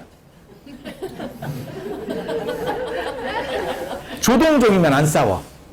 그러니까 뭔 얘기냐면 물에도 두 가지 속성이 있는 거예요. 그러니까 똑같은 물인데 봐봐. 임재종은 폭포 같은 거예요. 폭포를 보면서 우리가 와 이런 거 있잖아. 나이아가라 가보셨어 혹시? 나이아가라 가보면 옵션을 하면 앞에서 보고 옆에서 보고 뒤에서 보고 위에서 찍어보고 이러고 와. 하루 종일. 가본 사람은 알아. 진짜. 그런데 그 폭포를 보면 이런 굉장히 장관이잖아요. 그죠? 그것의 매력을 느끼는 사람도 있고 조동종은 잔잔하게 이렇게 거울 같은 호수 그런 거 사진에 보면 있잖아요. 그죠? 이렇게 해갖고 막 옆에 주변에 경관일이 막 쫙 양쪽으로 이렇게 쫙 비치고 깔끔한 거. 똑같은 물이에요. 다른 놈 아닙니다. 같은 놈이에요. 근데 한국 사람은 이걸 좋아해. 이렇게 막 불광도 휘발유 같은 거. 일본 사람은 쪼잔해가지고 원래 이렇게 잔잔한 거 좋아해요. 그래가지고 앞에서는 스미마셍 이러고 뒤에 가서 막 씹어. 한국 사람들은 대부분 앞에서도 낚고 싶으면 해. 싫으면 에이씨 이게 성향이 달라요. 성향이 달라. 그래서 일본 사람들은 관계 맺기를 별로 안 좋아하고 혼자 이렇게 딱 할 수 있는 이런 것들을 좋아하고 그 대신에 피해 안 주고 한국 사람들은 이렇게 여러 관계 맺기를 좋아하는 대신에 서대면서 피해를 주지. 이렇게 민족성이 다른 거예요. 그래서 뭐가 우월하다라고 말하는 게 아니에요. 잔잔한 호수 같은 그런 경관도 일품이고 폭포같이 이렇게 쫙 이렇게 내려오는 것도 멋있지 않아요? 여러분 성향은 어때요? 지금까지는 폭포 쪽이 강했으면 요즘은 사실 잔잔한 쪽으로 가요. 그래서 남자들도 초식남 어떻게 이런 얘기들이 나오는 거예요. 남자들도 옛날 같으면 뭐 방약 있다 뭐 이러는데 방약은 개뿔이 요즘은 자상한 게 좋다. 자상하고 친절하고 따뜻한 배려의 리더십 뭐 이런 거. 그래서 입 바른 말 이런 거 잘하고 입 바른 말 이렇게 립 서비스 이런 거 너무 예뻐요 뭐 이런 거 하이씨 허언증 걸린 거 이런 거 되게 요즘 또 좋아하거든. 아니 그렇지 않아요? 요즘 젊은 애들 봐봐. 요즘 젊은 애들을 봐봐. 제 말이 맞나 틀리나. 그래서 이쪽으로 급격하게 바뀌는 거. 옛날에 박력, 쉽게 말해서 이대근 영화 이런 거. 이게 이런 거거든. 근데 요즘은 전혀 안 그렇지. 이번에 안시성 영화 봤어요? 네. 거기 보면 그 조인성이 주인공, 조인성 때문에 영화 망했더라고. 내가 본 바로는 조인성 때문에 망했어요. 영화가. 좀 더 이렇게 막 카리스마 있고 이렇게 딱 뭔가를 이렇게 해야 되는데, 애가 이제 걔는 좀 부드러운 이미지잖아. 그러니까 그걸 장군이 부드러운 이미지가 되니까 영화가 전쟁신이 주류인데 지인장 부드러운 장군을 내세우니까 이게 좀 매치가 안 되는 거예요. 좀 이렇게 박력 있고 이렇게 해갖고 뭔가 이렇게 탁 뭐 이렇게 믿음직스러운 사실 이런 게 돼야 되는데 막 거기서 조인성이 장군인데 막 애들을 살펴주고 막 이러고 있어요. 무슨 거지 같은. 그러면 일관성이라는 게 떨어지는 거예요. 작품 안에서의 일관성이라는 게 결여된 거예요.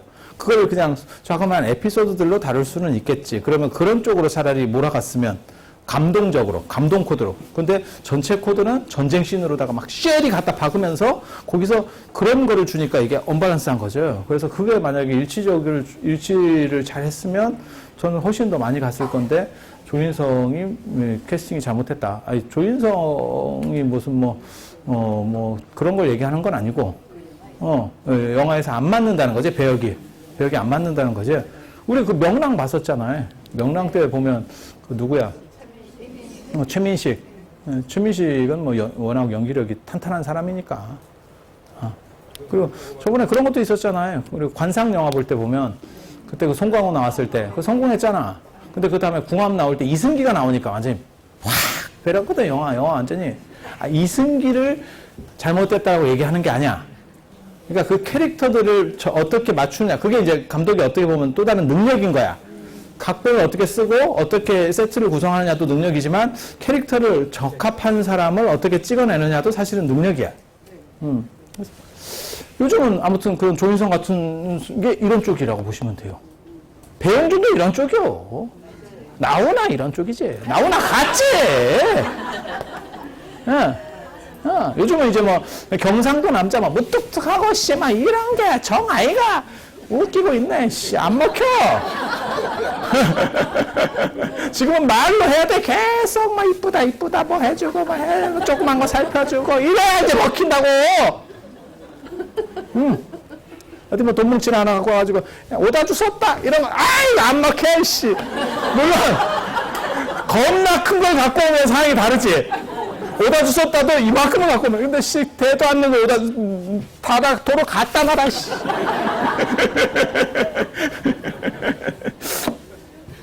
뭐 그런 거지. 그래서 이 두 가지 흐름이 다른 건 아시겠죠? 이 두 가지 흐름이. 근데 한국 사람들은 전통적으로는 사실 이쪽이에요. 약간 우악스러운 거. 그래서 조계종도 맨날 임재종이 조계종이거든. 그러다 보니까 주기적으로 한 번씩 싸워줘. 조계종의 전통, 임재종의 전통을 유지하고 있는 거야. 우리가 전통을 까먹을까봐 한 번씩 보여주는 거야.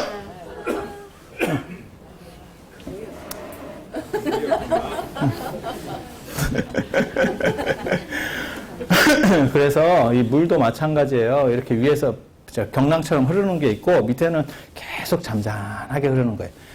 그래서 이 부분에서도 이 위에 부분에서도 이런 걸 행복이라고 생각하는 사람이 있어요. 아까 그 도연명이 그 동쪽 울타리 밑에서 북한을 따다가 머리를 딱 들어가지고 남산이 보이네. 이런 거야말로 참 아름다운 경관이야. 이건 이쪽 그 사람은 이쪽 스타일이에요. 우리 같은 사람은요 그런 거 별로 안 좋아합니다. 우리 같은 사람은 그런 거 봐요. 우리는 철저하게 이런 쪽이에요. 제가 생각보다 우악스럽습니다. 그리고 제가 다른 사람한테 구설수에 잘 오르는 것 중에 하나가 제가 말을 또 험하게 해요. 말을 험하게 한다. 왜? 조곤조곤 하면 재미가 없어요. 말을 막 해, 쉐리. 방금도 이런 얘기 하다가 이제 뭐 저게 조계종의 전통이에요. 이게 이제 유튜브에 올라가가지고 나중에 쟤는 저걸 조계종이라고 했대. 이렇게 또 얘기할 수도 있어. 괜찮아! 나 그런 거 갖고는 또 잘 버텨요. 뭐 또, 머릿속에 쑥 들어가잖아. 그렇게 얘기하니까. 그죠? 네. 그럼 된 거요. 교육 효과는 짱이라니까, 이런 거예요. 그래서 이 부분도 두 가지가 있다니까. 이 행복을 이렇게 하는 거가 재밌다라고 생각하는 사람이 있고, 잔잔하게 쭉 가는 게 행복하다라고 하는, 이건 성향 나름이에요. 사람 성향 나름이에요. 그래서 이런 거 좋아하는 사람은 친구도 이래요. 친구도 이래. 이런 거 좋아하는 사람이 친구도 이래. 그리고 이제 별난 사람은 왕따지. 친구가 없지. 그런데 부처님이 말씀하시는 명상은 이걸 이렇게 만들자는 게 아니에요. 이거는 요것대로 맛이 있으니까 요걸 이렇게 타고 가면 되고, 요거는 요것대로 좋은 또 다른 특징이 있어 라고 하면서 이건 인정해 가는 거고, 그래서 여기서는 표면 행복이에요. 표면 행복. 이거는 여러분도 할 수 있는 거예요. 그리고 이 이면의 행복이 있어요. 내면의 행복, 이면의 행복, 밑을 흐르는 이 부분에서 명상을 통해서 행복한 기운이 잔잔하게 쫙 유지될 수 있게 그게 사실은 부처님이 말씀하신 명상이에요. 그래서 그런 걸 보고 인도에서는 관조라고 해요. 관조한다. 관법이다. 무슨 얘기냐면 봐봐. 안 어려워. 내가 연극 배우야. 최민식 같은 베테랑 연극 배우야. 최민식 뭐 조승우 뮤지컬 그죠? 뭐 그런 거 했잖아. 그러면 막 하다 보면 조승우가 지킬 박사와 하이드 뭐 이런 거 하는 거야. 지금 이 순간 막 이러면서 노래를 부르는 거야. 깜짝 놀랐지? 내가 이렇게 노래를 할지. 너무 다르지 않아? 조승우랑? 그 노래 하잖아. 그리고 막 나도 해보고 싶어. 뭐 안 되는 건 안 돼. 심포도야. 나에게 있어서 노래는 심포도야. 그 정신사납게 하는 거 그런 거 하면 안 돼. 자, 봐봐. 근데 그렇게 뭐 이런 연기 저런 연기들이 다 있겠지. 그죠? 그래서 최민식이 뭐 예를 들어서 뭐 취하선에서 연기한 거, 명랑에서 연기한 거. 그다음에 안 그러면 그 만두 먹는 거 있었잖아요. 그 영화. 올드보이에서 연기한 거. 뭐 여러 가지 그런 연기들이 있어. 그런 연기들을 할 때마다 그 대본을 보고 그 대본에 최적화된 캐릭터를 이 사람이 만들어내죠. 그러니까 물론 작가가 대본을 써주는 거지만 연기자가 이거를 재구성해냅니다. 그리고 뛰어난 연기자일수록 이거를 자기 몸에 맞게 딱 탈착시켜버리는 거예요. 맞죠? 그래서 그래서 나중에는 그게 잘 됐을 경우에 어떤 일이 벌어지냐면 저 사람 아니면 떠오르지 않아. 대체 인력이 저 연기는 저 사람만이 할 수 있어. 이렇게 되는 거야. 뭔 얘기인지 알겠지? 그렇게 가지만 그 내면에서는 최민식이 그걸 미친 듯이 혼이 섞인 듯한 그런 미친 연기를 하면서도 속으로는 뭔 생각하냐면 이걸 이런 식으로 하면 천만이 될까? 입금 잘 들어올까? 안 그러면 CF라도 찍을까? 이 생각하면서 한다는 생각 안 해보셨어요 혹시? 아니 그 현장에서 막 몰입해 있으니까 그런 생각이 안 들 것 같아요? 동시에 됩니다. 특히 연극 배우는 더 그래요. 왜? 같은 걸 반복하기 때문에. 그러니까 내가 그렇게 몰입을 하고 있어서 청중들을 다 빨아들여. 하지만 밑에서는 또 다른 내가 움직이고 있는 거야. 이렇게 내가 눈빛을 주고 여기서 목 자세를 이렇게 하고 그거 계산합니다. 진짜. 그렇게 보고 있는 또 다른 내가 있어. 그건 안 흔들리는 나예요. 연기로부터 초월해 있는 또 다른 나고 걔는 안 흔들려요. 뭔 얘기인지 알아듣겠어요? 그리고 그게 잘 된 사람만이 연기 변화폭이 커요. 내가 이 연기를 했다가 나중에 이 연기를 할 수 있게 되는 게 뭐냐면 그 밑에 있는 심층적인 부분에서 그게 잘 되는 사람은 변동을 할 수 있고 요게 약한 사람, 그래서 하나의 옷만 딱 입는 사람은 그 비슷한 연기밖에 못해. 아줌마 연기, 그럼 아줌마 연기.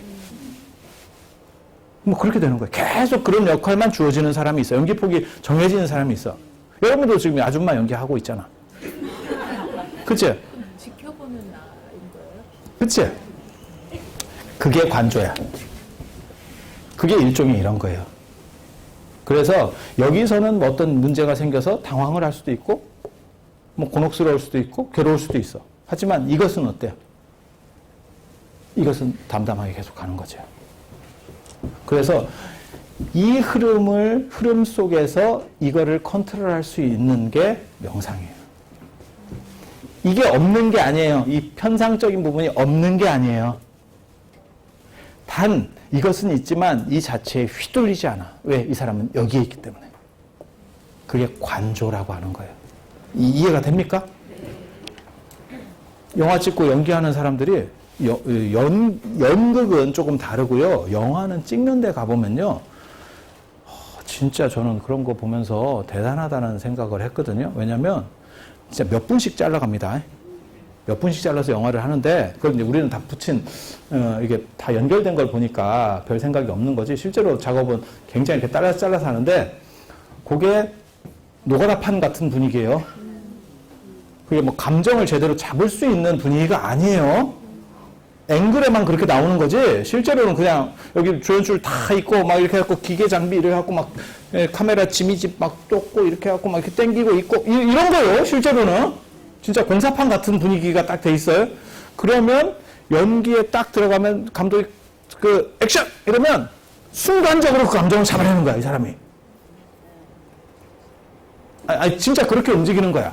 연극은 한 방에 2시간, 2시간 쭉 가는 거잖아. 이게 오히려 어떻게 보면 쉬워요. 그래갖고 한 5분 정도 질질 짜다가 컷! 이러면 아하! 이래서 감독님 잘 나왔습니까? 이렇게 그럼 오케이! 그러면 그 다음 대목을 찍느냐? 그게 아니고 여기는 장소가 좀 바뀌는 거니까 우리 조금 좀 몰아갑시다! 이러면 전혀 엉뚱하게 갑자기 이제 짜다가 여기서 갑자기 자 지금부터는 기쁜 연기! 그러면 또 해내기 하는 연기를 하는 거예요! 아, 진짜 영화판은 그렇게 가는 거예요. 영화판이 다 그렇게 가는 거야. 그래서 저도 이렇게 무대 같은 데 서보면 사실 이렇게 쭉 가는 거는 이게 상대적으로 쉬운 거고요. 제가 작업해 본 것 중에 제일 힘든 거는 그 크로마키 작업이라고 있어요. 그 예전에 신과 함께 찍을 때 그 뒤에 아무것도 없다. 진짜 공사판 같은 분위기다. 공사판 같은 분위기인데 여기에 파란색 스크린만 하나 딱 내려있어. 나는 움직이지도 말래. 거기 자리 잡아놨으니까 거기서 움직이시면 안 됩니다. 손만 움직이세요. 발은 움직이시면 안 됩니다. 이동하면 이게 위치가 달라져. 그러면 모든 것은 얘가 그려놓는 거예요. 그려놓는 거야. 그러니까 사실 우리는 사람들 앞에서 하는 게 익숙하지 카메라에서 하는 게 익숙하지 않아요. 저는 제 특징이 대본이 없어요. 뭘 해야겠다는 생각이 그렇게 보이지 않아요? 그냥 들어와가지고 여러분 눈빛 보면서 장사 시작하는 거예요. 그래서 좀 분위기가 처진다 싶으면 약간씩 바뀌어. 이렇게 분위기를 끌어올릴 수 있는 쪽으로 이렇게 왔다 갔다 하는 거예요. 그리고 이게 약간 버라이어티 같은 거야. 그러니까 두 종류로 말하는, 앞에서 말하는 사람이 두 종류가 있어. 개그 콘서트 같이 말하는 사람. 대본을 짜갖고 와. 짜갖고 와서 그걸 다 하려고 하는 사람이 있고, 우리 같이 대나떼나 하는 사람이 있어. 이 대나떼나가 최강자들은 다 대나떼나예요. 왜? 눈높이에 맞춰서 해버리거든. 요 판은 어떻다. 요 판은 어떻다. 그래서 제가 어저께도 그랬어요. 제가 여기 지금 수업 제목이 뭔지도 몰랐어.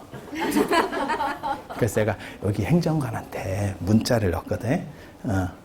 이번 주 수목이 내 수업이냐고 그랬더니 그렇대. 그래서 제목이 뭐냐고 이랬더니 뭐라고 제목을 이렇게 보내왔어. 그래서 이게 뭐 하는 수업이냐고 내가 이렇게 물어봤어. 그랬더니 스님이 짜신 거 아니에요? 이렇게. 그래서 내가 짠 거는 맞는데 뭐 하는 걸까요? 이렇게. 뭐 하는 건지 아세요? 그냥 당황시키려고. 나 행정관을 당황시키고 싶었어. 그 이유밖에 없어.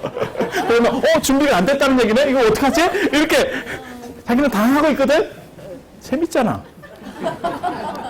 그러면 뭘 준비하고 있었냐? 아니에요. 그냥 아침에 들어오기 전에 이런 거를 지금 여러분들이, 제가 여러분들 여러 번 봤잖아요. 처음 보면 준비를 더 오래 해요. 왜? 이것저것 얘기를 해줘야지. 근데 여러분들은 지금 저한테는 사실 상당히 익숙한 면식범입니다. 그래서 대충의 코드를 알아요. 어떻게 던지면 되겠다. 그 다음에 지금 여러분들이 무엇을 원하겠다라는 정도를 알아요. 그래서 아침에 이렇게 한두 가지를 딱 생각하고 바로 나오는 거예요. 자다가 나온다, 자다가. 그래서 지금 이 관조라고 하는 거는 계속 흘러가는 거예요. 그리고 이 위에 있는 것들은 위에 있는 것들은 굳이 잔잔한 게 행복한 게 아니에요. 저 같은 경우는 이거보다는 이렇게 경랑이 있는 걸 더 행복하게 생각해요. 그래서 일정도 너무 아구가 잘 맞고 뭐 이렇게 되는 것보다 돌발이 있는 게 되게 재밌어요. 그래서 제가 이렇게 얘기했을 때 여러분들이 반응이 갑자기 쎄하고 이런 분위기가 나오면 아하 이게 또 이걸 어떻게 반전시키지? 이러면 재밌어. 근데 너무 제가 의도한 대로 다 여러분들이 이렇게 다 미끼를 물고 이렇게 쫄쫄쫄 따라오잖아? 재미가 별로 없어요. 돌발이 있는 게 재밌어. 근데 그게 좀 제정신이 아니라대. 누가? 돌발을 좋아하는 게 사람은 안정적인 걸 좋아하는데 이런 사람들이 있다는 거예요. 그게 도전 정신이 있는 사람들이 그래요.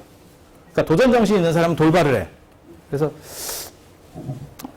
제가 전공이 많아지고 그다음에 다양한 이런 학문을 찝쩍거릴 수 있었던 이유도 사실은 저는 대학에서 강사하고 이럴 때 같은 과목 맞는 걸 원치 않아요. 한 1년 정도 이 과목 했으면 다른 과목을 주세요. 이렇게 해서 계속 얘기를 해요. 근데 저만 그렇게 하더라고요. 다른 사람은 계속 같은 과목을 하기를 원해요. 왜? 준비할 필요가 없잖아. 준비할 필요가 없잖아. 그러니까 걔는 한 10년 동안 그것만 하고 있는 거예요. 그러니까 걔는 더 이상 영역이 늘어나는 게 없어. 그러니까 연기자로 얘기하면 연기 변신폭이 없어요. 우리는 이 과목 했다가 이거 찝쩍거렸다 저거 찝쩍거렸다. 그러면 낭패를 안 보내. 낭패도 봐요. 개망신도 당할 수도 있는 거고. 알아도 뭔데 어떻게? 그러면 우리는 어떻게 대응하냐? 뻔뻔해. 그럼 너 알아도 뭔데 지금 처음부터 잘하냐? 이런 정신으로 가는 거예요. 그게 뭐 이상해. 안 하던 걸 못하는 게 뭐 이상해? 그럼 나오지를 말아야지. 왜 그 과목을 했어? 그렇게 얘기하는 사람이 있어. 끝나기 전까지 내가 올려줄게. 수업 끝나기 전까지. 한 학기 끝나기 전까지 내가 올려줄게. 예. 너네가 충분히 만족할 정도로. 그런 자신감은 있어요. 그런 자신감은 있어요. 그래서 이게 이렇게 만들어야 행복하다라고 생각하면 절대 안 돼요. 이거는 어떻게 가도 관계가 없어. 그것을 보는 내가 있으면 흔들리지 않아. 이게 부동심인 거예요. 이게 부동심이 되면 사람이 아니요. 그래서 기쁜 일이나 슬픈 일이나 다 똑같이 먹먹하게 존재해요? 아니에요. 기쁜 일일 때는 기뻐해. 하지만 그것을 보는 또 다른 나는 존재해야 돼. 힘든 일이 있으면 힘들어해. 하지만 그것을 보는 또 다른 내가 있어야 돼. 그러면 그것으로부터 벗어나기도 쉽고 두 번째 화살을 안 맞게 되는 이유 중에 하나도 그런 거예요. 데미지는 있어. 하지만 그것이 나에게 충격이 주진 않아. 이해가 됩니까? 네. 그리고 이 힘을 사실 강화시킬 수 있는 게 부처님께서 말씀하신 선불. 선이에요, 선. 그건 이제 불교식 명상을 선이라고 하는 거예요. 명상, 뭐 선하고 명상하고 다른 게 아니고 명상이라고 하는 거는 정신 수행을 하는 통체적인 얘기고 그러니까 가전제품이라고 얘기하면 그 안에 여러 가지 명상법들이 있는 거예요. 그 중에 불교식 명상을 선이라고 하는 거예요. 선이라고 하는 거예요. 그래서 그런 부분들이 있어요. 이런 것들은 체험으로 하는 거지 또 주둥이로 하는 게 아니에요.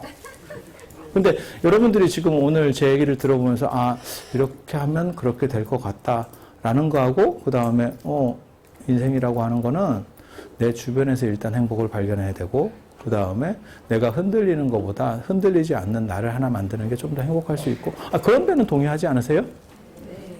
싫으면 말고 안 되면 말어. 어떻게 하겠어. 자, 오늘 시간이 됐으니까 이 정도로 하고 나중에 또 시절 인연이 되면 또 뵐 수 있도록 그냥 하는 얘기예요. 너무 이렇게 심각하게 듣지만 나중에 아마 제가 여러분 종강 때쯤에나 들어올 거예요. 제가 제 시간을 너무 많이 넣을 수 없어서 한 달에 한두 번 정도 이렇게 넣어놨거든요. 1학기 때는 그나마도 잘못 짜가지고 시간표를 잘못 짜가지고 1학기 때는 그나마도 잘 안 됐었고 2학기 때 부랴부랴 그나마 시간을 막 이미 짜져 있는 걸 조정을 했어요. 그래서 지금 이렇게 들어오게 된 거고 나중에 12월 아마 첫째 주가 종강일 거예요. 그때 또 여러분들하고 또 뵐 수 있도록 그렇게 하겠습니다. 자, 고생들 하셨습니다.